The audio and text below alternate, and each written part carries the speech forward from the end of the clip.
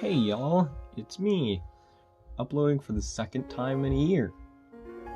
Unbelievable. I know. Actually, I think it's like the fourth time this year, but second time in a month. Wow! So, before was the last video was the Titanfall 2 Vanguard Titan, the update, and just like showing off the new color scheme and all that, and promising to finish the instructions eventually. This one is, as you can see, the Bungie style M12 LRV Warthog from Halo. For reference, I used some in-game renders, 3D renders of the Halo Reach Warthog.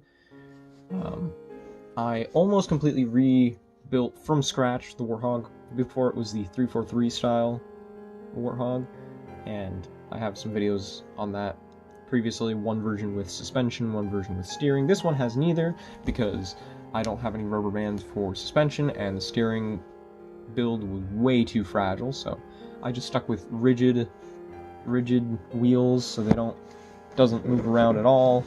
I mean, it rolls, but it doesn't like bounce or turn or anything. As of right now, I might do that in the future. It wouldn't be too hard, but that'll be the next video I do on this, if at all. So let's just go ahead and take a look at this. I'm not going to be able to point out everything I changed, like with the Titan, like the little updates I made on that, because I changed almost everything. There's a couple things I kept the same, like the general structure of the back end is more or less the same. Everything else completely different. The hood is the same. This little bit right here is exactly the same. The windshield is the same, but that's about it. Everything else is completely different. Before, on the base, I had two, how wide were they? Like 4x6. Two of these pieces, but 4x6. I don't know what to call them, but I had two of those as the base, and I just built everything off that, and that was really restrictive because it didn't allow me to build anything through the middle.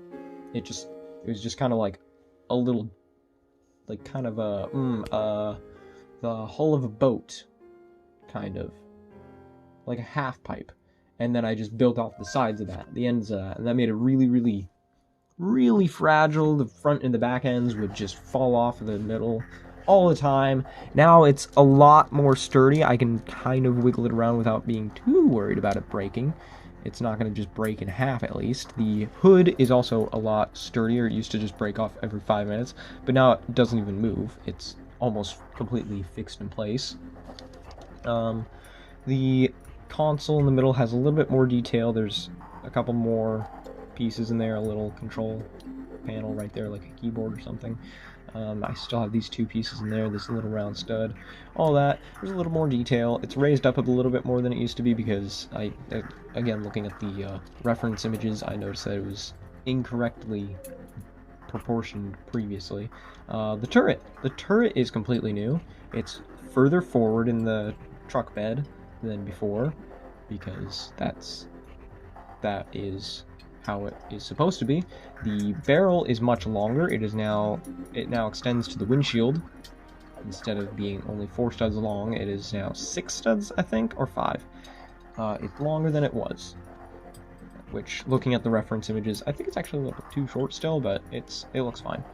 The shields on the sides are also longer, but more angled back, so they are the same height overall, but they definitely look better, and people are making a lot of noise outside. Sorry about that. Handles are different. It's not the handlebar piece, it's the T-pipe pieces, which definitely work better than the handlebars. They're easier for minifigures to hold and position correctly. So they can stand on the base of the turret only, or they can hold the handlebars, or they can do both. I'm going to pull this off for a minute to look at the back a little bit better. The turret mount is half a stud forward from where it used to be. It used to be half a stud back on a couple of jumper plates because I needed room for it to be able to spin, because it was a much bigger, bulkier base for the turret, which was not good. So now it's in the center, and it can turn 360 degrees with a minifigure on it without hitting anything. But overall, I think this is a much better Warthog than it used to be. There's a little more detail on the back as well. And If I decide to add suspension to this thing, then I will most definitely do an update on that.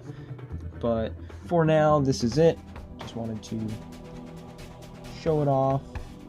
I finished it like a week ago, so actually just after I did the Titanfall.